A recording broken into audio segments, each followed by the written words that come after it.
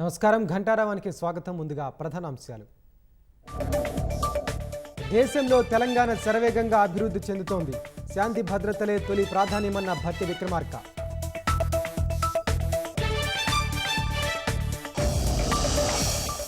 కేంద్ర మంత్రి హోదాలో కరీంనగర్కు తొలిసారి వచ్చిన బండి సంజయ్.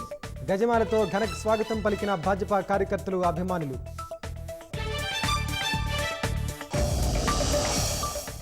గత 10 ఏళ్లలో సగటున ప్రతి వారం ఓ వర్సిటీ ఏర్పాటు. నలంద వర్సిటీ క్యాంపస్ ప్రారంభోత్సవంలో మోదీ.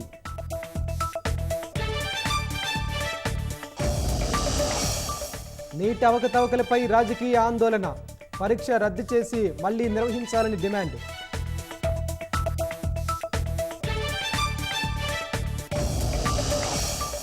అసోంలో భీకర రూపం దాల్చిన వరదలు.